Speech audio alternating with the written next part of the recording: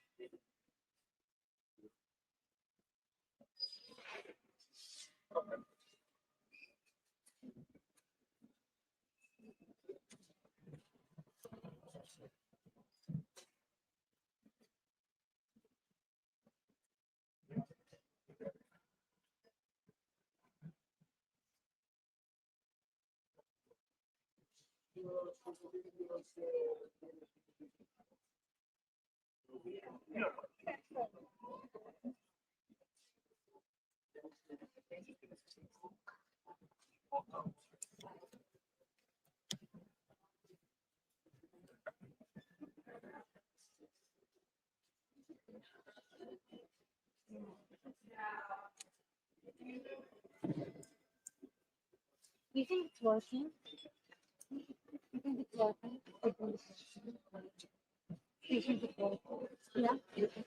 I couldn't get just to be really have to do like that. You think it was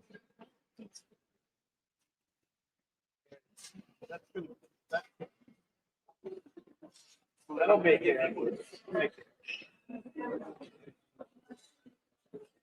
Yeah, I want to.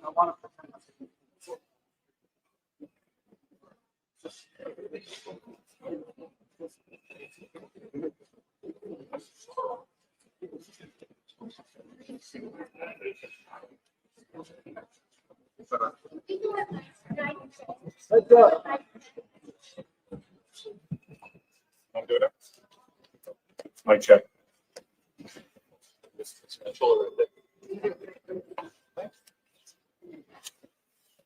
Hey, everybody, thank you for coming out today.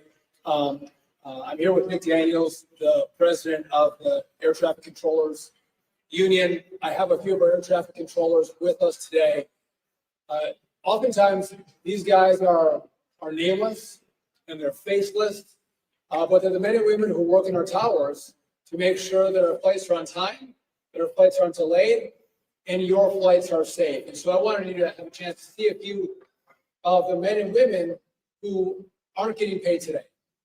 The men and women who rely on the paychecks from the federal government to support their families, to pay their car payments, to pay their rent, to pay for gas in their vehicles, to get into work, to puts food on their table. Yesterday, I had a controller who talked to me about his 9-year-old, 10-year-old daughter who made the traveling volleyball team. And as many of us know, it's an honor when your child makes the traveling team, but with that comes a cost. You have to pay to be part of that team. And he had to talk to his 9-year-old daughter about her not being able to join that team because he had to preserve and reserve his money because he thought that this day would come. The fact that he wasn't going to get paid for his work as an air traffic controller. It's those stories that are happening throughout our community that are having a real impact on these controllers' lives. I've been clear to our air traffic controllers, they need to show up for work. They do really important work for our country and they need to show up. But I'm not going to lie to anybody to not say that they're not feeling the stress. The fact that they are working, and oftentimes they are head of household. They're the only income earners in their homes and their families, and the fact that they're having a hard time paying their bills. And this is day one. And day two gets harder. Day three is harder after that as expenses continue to roll. Many of our controllers can make it without this first paycheck. They've been in the job for 10, 15, 20 years. They plan for days like this. But we have a lot of new controllers who are still in training that aren't at a high level in income. And they can't handle what's happening to them today. Those are the very people who have now looked for side jobs. You've heard the stories of controllers working at an Uber or a DoorDash, a controller who might go to a food bank to help make ends meet from this point to the point where they're going to get that paycheck. But I'll tell you this, almost every controller can't make it 2 paychecks. They can't make it without 2 paychecks. And so I think the message is clear. And I appreciate Nick and the controllers. They've sent a message, open up the government and the shutdown. Figure out how you guys can negotiate. Have a conversation, but pay us in the interim. Make sure we get paid for the work that we provide to the American people. I'll just note that in the Senate, a bill came up that said, okay, let the shutdown continue, but there's critical staff, critical workforce that come into work every single day, like air traffic controllers. Those workers who are coming to work, let's have a bill that pays them for the work they do. And Democrats said no to that. So I think we're getting to the point of extremism. And it does beg the question for me, again, what are the Democrats fighting for? Let's fight for America. Let's not fight for health care for illegal immigrants, illegal aliens. I think that's a wrong approach. And listen, I've spent almost 10 years in Congress. There are political differences. Those political differences are very real. And the way you resolve those differences is not taking hostages. It's actually opening up the government and having a conversation. What can we work out? What compromises can we make? But in shutdowns, there's no room for compromise. And so I think that message has been clear. Controllers and those other critical employees need our government to be open, and they need to be paid. I want to say one other thing. So I'll get a question about this. Oftentimes I'm asked, is the airspace safe? Is it safe to fly? And I would tell you that, yes, it's as safe today as it was 2 months ago. It's safe because we have great men and women who run our facilities that if they don't have the right staffing levels, or if there's distractions in towers, they will slow down the landings and departures in different airports across the country. And what that means for the American people is that means more delays, or that means more cancellations. We want you to travel on time. We want your flight to depart when scheduled and land when scheduled. We want that to happen. But the number one priority of the men and women who are with me here, or all men, no women, all men are with me today, but also the women in the towers, is they want you to be safe. And so if we have issues, we will slow it down. We will stop it. And so I don't want anyone to think that it's not safe. It's just that you may not be traveling on the schedule that you anticipated because of this government shutdown. And so, again, I couldn't be more honored to be here. Who's become a very good friend, Nick Daniels, the president of NACA. We work very closely together. We don't always see eye to eye on every issue, but there's a lot of issues that we agree on, and we work really well together. And before I give it to Nick, I just want to say one last thing. I'm grateful for our controllers. These are the most remarkable. If you ever go into a tower and listen to the work that they do, the expertise that these men and women have to control airspace, you would be amazed. We are lucky to have it. We have the safest airspace in the world, not because of the antiquated equipment that we have that runs our system. It's because we have the best air traffic controllers, the best trained, the smartest people in our airspace controlling it. We're blessed to have them. And that kind of work, that kind of dedication, that kind of expertise deserves a paycheck. And with that, I'll turn over to the next president. Thank you. I am the president of the National Air Traffic Controllers Association, Nick Daniels. And I proudly stand here, but at the same time, I'm here to tell the story. And normally I have prepared remarks for you today, but today isn't a day for prepared remarks. Today is a day to speak on behalf of the men and women. As the secretary just said, they go in and day out and do the job of unsung heroes. They keep America safe. They keep America moving. But today, an air traffic controller showed up at their facility with $0 in their paycheck. That air traffic controller just moved hundreds of miles from Oklahoma City after passing a grueling 4 months at Oklahoma City Academy. It's at the lowest end of our pay scale. And shown up to a job that pays them $0. They're trying to move in. They're trying to get set up on just even having a place of being able to put up for rent. And guess what's due in a few days? Rent for everything. It's not the gas that they have to put in the car, the food that they have to put on the table. It's the stress that they now wear. This job is stressful enough. We go to work day in and day out and make thousands of decisions. We do it 5 days a week. Most of us actually do it 6. 5 is hard enough. We do it 6 and 10 hours a day. And now you add in the fact that we had a partial paycheck already. We missed a full paycheck today. America's air traffic controllers are now having to focus on how do they put gas in the car? How do they take care of their children? How do they pay for childcare? And as the secretary said, that makes the system less safe. And then the only way to make it safe is to reduce the number of aircraft. Day in and day out, air traffic controllers have to have 100% of focus, 100% of the time. And I'm watching air traffic controllers going to work. I'm getting the stories. They're worried about paying for medicine for their daughter. I got a message from a controller that said, I'm running out of money. And if she doesn't get the medicine she needs, she dies. That's the end. So I'm going to either have to quit this job and take a different one instead of moving America's, passengers through it or the cargo. Now I'm going to have to choose my family and my daughter. And that is nothing a parent should ever have to deal with, but especially the hardworking men and women that are federal employees across the entire system. But I could tell their stories all day. I could sit up here and tell you time and time again that they should never work a side job, that they should never get off a night shift and then go wait tables and then go move the commerce and people through this airspace. But you can hear it from an air traffic controller yourself. I'll give you Joe Segreto out of N90. Joe. Thank you, Secretary Duffy and Nick. I'm going to echo a lot of what those two just said, but the pressure is real. Speaking on behalf of the air traffic controllers in the New York area, the most congested, complex airspace, arguably in the NAS, the pressure is real. We have people trying to keep these airplanes safe. We have trainees that are trying to learn a new job that is very fast-paced, very stressful, very complex, now having to worry about how they're going to pay bills. Just the story that happened to me yesterday, somebody came to me and said, Joe, I have a question for you. I said, what's that?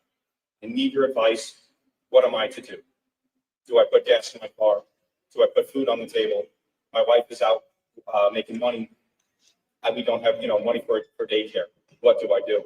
I didn't have the answers. I said, I will find out some, resolve for you. But as of right now, I don't know what to tell you. But these are the real problems that air traffic controllers are dealing with on a daily basis.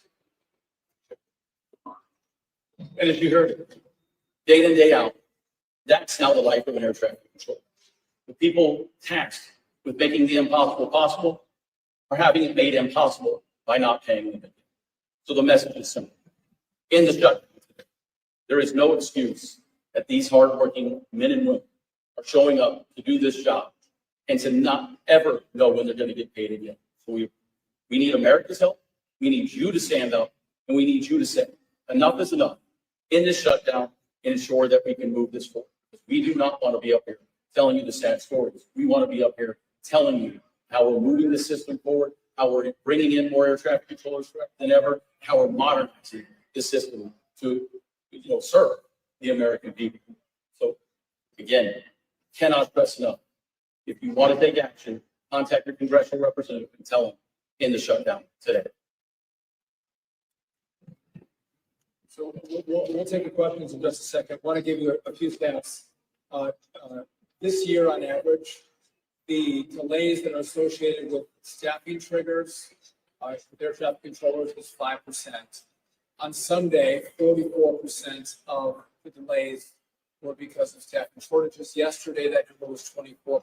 So we're seeing, the numbers move day by day, and it's location to location. We saw the last couple of days LAX. We saw Atlanta. We've seen other airports as well. So we are seeing those problems as we continue to evaluate the airspace. One last point before I open up to questions is, you do know that we have a shortage of air traffic controllers. We're about 2,000 to 3,000 controllers short. And we have a strategy together that we've worked on that is going to, I've used the term supercharged, but we are going to bring more of the best and brightest minds in America into our academy to get them through the academy, to get them into towers, to get them certified and trained up. And the problem we're now seeing is we have young people in the academy that they actually get a stipend. We pay them a small amount of money so they can go to school and they can make ends meet. That money's about to run out. And we're seeing several of our students drop out of the academy. So instead of going in the right direction where you want me to bring you more air traffic controllers, so they have less stress and pressure on them because they have more resources available, human resources available to them. This shutdown is making it harder for me to do the work that, this is bipartisan work. Everybody wants this done. There's no one who disagrees with what we're trying to do here, but the shutdown is making it more difficult for me to accomplish those goals. And it's not just the government opens up and I'm able to put it all back together. This has a months-long effect on our ability to build that pipeline and get more young people into academies to become professional air traffic controllers. So I want to let you know that, again, even where we're at today, you open it back up and you created some longer term problems for me to make sure I deliver for what I promised to all of you, which is more air traffic. With that, we're happy to take any questions you may have for us.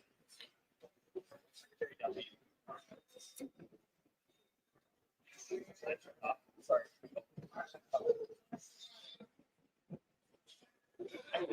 Yes.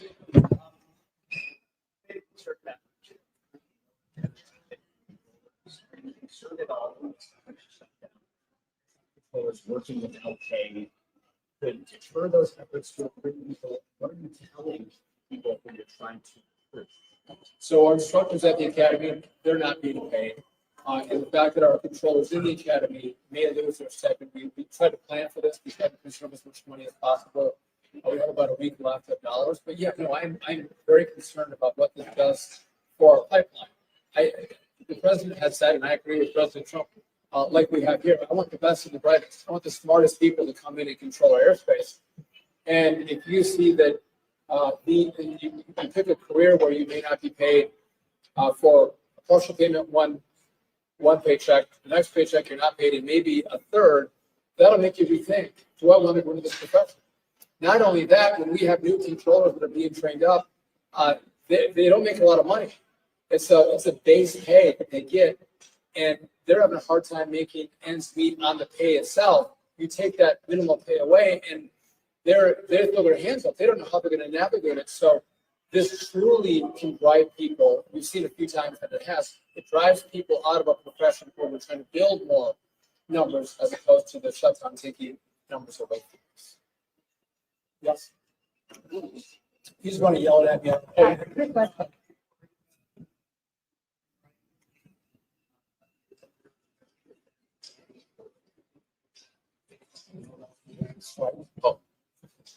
I'll happily answer that very directly. No, there will be no concerted effort for air traffic controllers to in any way have a job action. It is illegal for us to do such thing, but I will tell you is, as you just heard Joe say, the problems are mounting daily. As the secretary is telling you, these are the real stories. They're not just stories. They're real people in real lives of issues that are going to mount every day. When you don't pay people, there's going to be a lot of issues that come with that. Every single American gets this story. You have one family member that works, the other one who doesn't. You lose a paycheck. Every American knows how hard that is. And so that's exactly what the controllers are going through. Yes. Hi. Quick question. You said yesterday it was about 44% of delays that were attributed to staffing shortages. Is that the highest percentage we've reached during the shutdown so far? And how does it compare to last shutdown? So Sunday was 44. Yesterday was 24% delays. We've seen it in the mid-50s as a percent of delays from staffing shortages. And again, it's a moving number. And I'm grateful. I've asked the controllers to show up to work, and they have responded. And I think we're seeing less problems in the airspace today than we have in prior shutdowns. But I don't have the exact numbers for you on that. Yes? Can you confirm, do the air traffic controllers get all full back pay with interest when the government reopens, or is it just straight up back this pay? is a conversation that the Congress will have. Traditionally, they get their back pay not with interest. And there'll be probably a debate in after the government opens, hopefully sooner rather than later. Those who have come to work will be paid. It's been a conversation. If you've been furloughed for the last 26 days, is there a pay that comes to those who've been furloughed? That's I love Congress, so I can't tell you what they're going to do. But And also, that's the way I'm they'll from local news, so can you confirm how this has affected the New York area airports? So again, so the New York area airports, we have seen staffing shortages, probably more at 90 than in our towers. But yeah, no, we've seen staffing shortages for sure. But has that resulted in significant delays at either LaGuardia, JFK, or Newark? It's resulted in delays. I wouldn't say significant.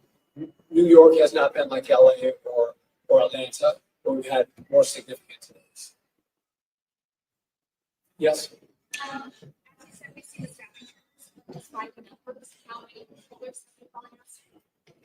Now going off the top of my head, I don't know if it's LA or Atlanta. The number they should have in the facility was 25. 11 called instead. And when that happens, again, we will slow the rates down. And that's where you'll get the delays. We can provide you more information in regard to what the numbers are in each facility. But again, our number one priority is safety, making sure that we don't have any incidents on our runways or in our skies. Anybody else? Yes.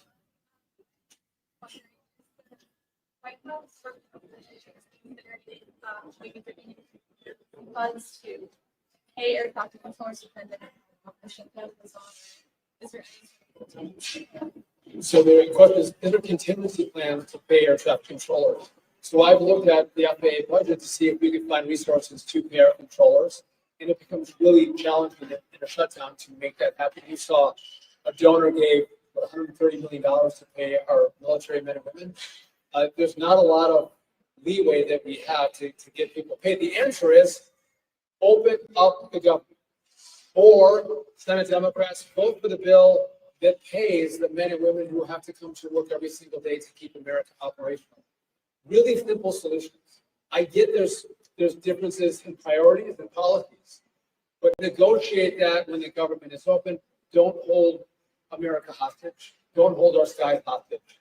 And that's what's happening right now. And again, this is the second longest shutdown that we've seen. It would be great if Democrats would see this and vote to open and then to vote to negotiate. Time for one more. Something on the phone. Transportation historically sometimes has been a bipartisan issue. Do you think that the gateway project that the subway, here air traffic controllers that being used more as a bond now? So the question is, transportation is traditionally bipartisan. I would say it still is bipartisan. I have great relationships with Democrats in the House and Senate. I truly do. Talk to them frequently. We work on projects together because infrastructure, transportation is not partisan. We all use it. Whether you're a Democrat, Republican, Independent, far right, far left, this is for America. And that's why we all work together on these issues. You mentioned Gateway and Second Avenue. So specifically here to New York, we've telegraphed that we have concerns about how contracts are given for disadvantaged businesses, all in favor of disadvantaged businesses getting a piece of the pie in some of the local community. But it's unconstitutional to base solely on race and sex. And so we're in the process of doing a review on those two projects. The problem is our staff has been furloughed. That one person doing the reviews. I've talked to local senators who have expressed their concerns, and I hear their concerns. But again, this is really easy. Open up the government, let my staff come back in. Let's do the reviews, and if there's compliance, we're going to move forward without delay. Yes. The NBA said that they were going to stay for federal funding fell by. We'll see. I want to look at the proposals. I guess with MTA, I have a little some other concerns. I do think if you're a Democrat, you're a liberal, you don't like cars, and you want people to ride public transportation, I think that's wonderful. Good for you. But if you want us all to ride public transportation, make it safe, make it clean, make it beautiful, and then you don't have to argue about your cars or your subways. Everyone wants to ride the subway because it's faster and it's safer, and kids can get on it, and families can ride without fear of life and liberty. And I don't know why New York can't do that. It shouldn't be a big, I don't know why I have to convince the governor to actually get engaged and say, we're going to make the subway safer. I shouldn't have to. I think there should be an uprising in the city that you all want to ride your subways, you pay for it, and you should feel, free from crime when you do it. And again, it shouldn't be complicated, but it seems like in the city, not by the people, but the leadership doesn't seem to get that. Yes. Hi, I have a question in regards to the Penn Station Access Project. MTA is blaming Amtrak. Carlton to be delaying the project by 3 years. Are you considering any action to get that project back on track? Are we talking about the rebuild of Penn Station? Yes. I love that. We're moving at the speed of President Donald Trump, which is a remarkable speed. We can't go any faster. I think you would have seen another decade, 2 or 3, before MTA would be able to build the new Penn Station.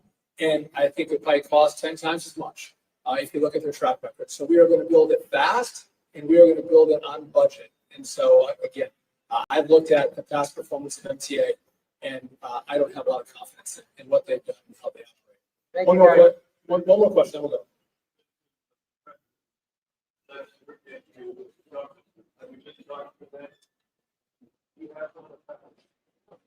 So the question is, President Trump has a lot of power. He does, and you know President Trump very well in this media group. He loves to cut deals. He loves to negotiate. The problem is we have nothing to negotiate.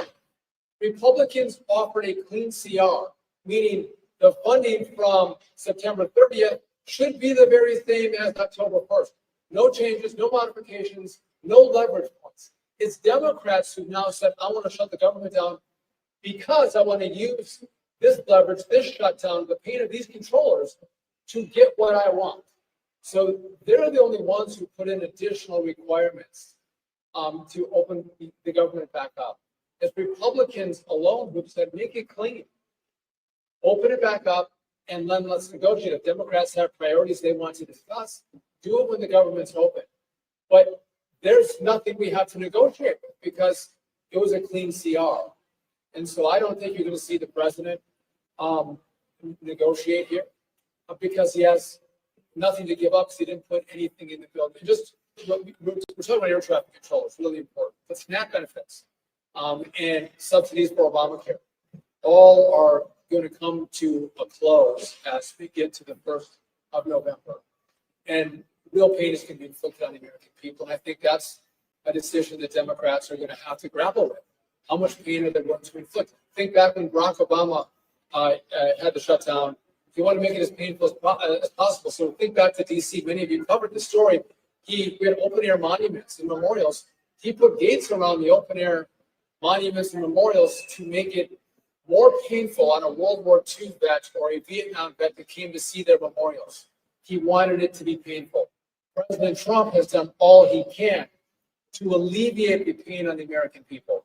And I thank him for that. And it shows that he cares about the American people. He doesn't want to see them go through pain of a shutdown. But the reality is there's not much we can do when Democrats want to put the interests of illegal immigrants and their health care over the American people. There's not a lot of room to negotiate. And by the way, I think if you pull this, Americans would say, put Americans first. Put us first. Put our air travel first. Put our great military first. And if you want to negotiate on health care, have that conversation when the government's open. I want to thank you all for coming out. I do again want to thank our great air traffic controllers. They don't probably have them on, but I know they wear American lapel pins on their chest. They're patriots. I'm grateful for their service. And again, I would urge the Democrats to open the government back up, stop holding us hostage, and pay these great men and women. Thank you. Thank you guys. Thank you. Appreciate it.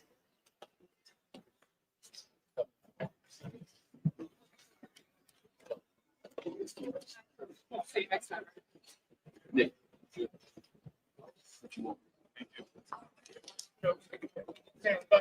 They're going to give it.